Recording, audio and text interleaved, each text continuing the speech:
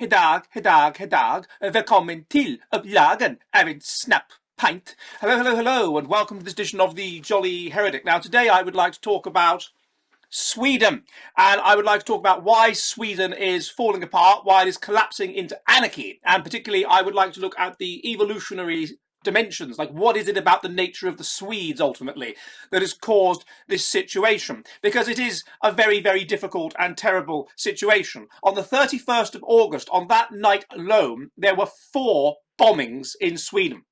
At about 1 a.m, there were 2 bombs went off in Gothenburg. About an hour later, a bomb went off in a suburb of Stockholm. And about an hour later, a bomb went off in Nyköping, which is about 100 kilometers away from Stockholm. In 2022, there were 90 bombings in Sweden. There were 102 attempted bombings. There have been 109 bombings so far this year in Sweden. There have been 391 shootings in Sweden so far this year, 62 of which have been fatal. Sweden is falling apart into anarchy. It has 16 times the number of shootings that you have in the UK, and it is with a far lower population. It has the levels of shooting that you would have had in Northern Ireland during the Troubles. There have been 60 gun murders so far this year. This is double the number that you have in the UK. Again, with a much smaller population. There's only 10 million people living in Sweden. These are all gang related, and in particular, and if you look into it, it's quite difficult to find. But I did manage to find something on this in German called Balkanmafia Staaten by Norbert Mappen-Niedig. In particular, it seems to be Albanian gangs. Now, as you know, I have just been to Albania. I like Albania. I enjoyed Albania, and I would encourage people to go to Albania. But it is Albanian gangs, and specifically Kosovan Albanian gangs. Now, there are cities, particularly Gothenburg and Stockholm, which are now essentially it's got so bad that if you look at reporting in The Spectator, places like this, they are run by gangs. These kinds of gangs. Children under the age of 15 cannot legally commit crimes in Sweden, so they can get away with anything. So the gangs, of course, recruit these children in the Botkyrka area of Stockholm.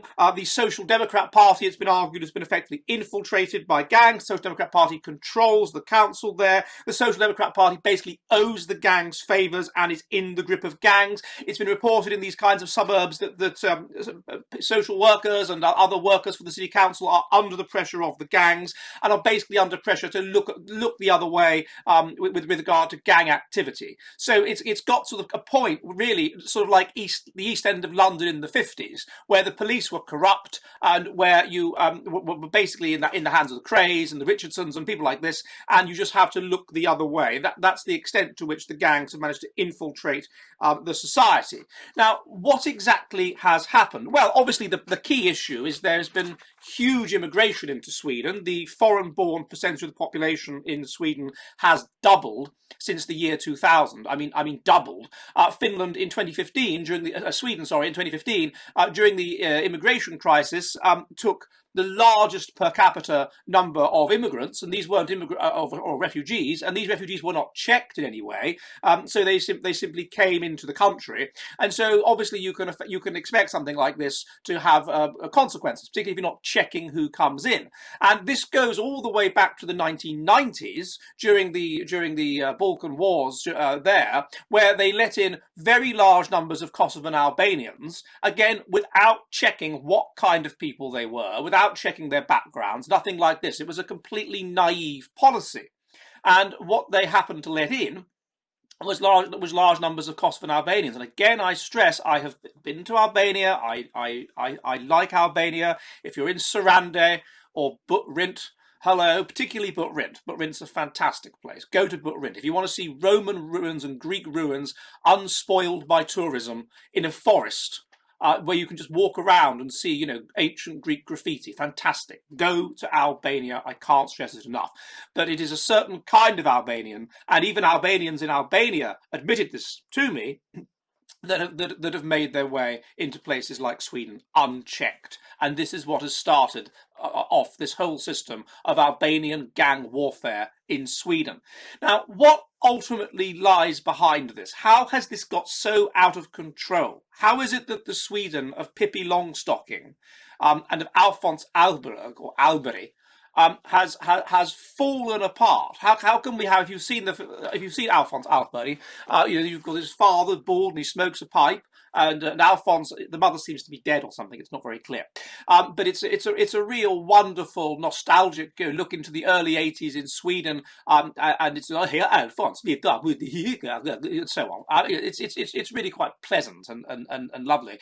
How has it degenerated into this? Well, I want to look a bit at really the nature of Swedish people, as far as I can see.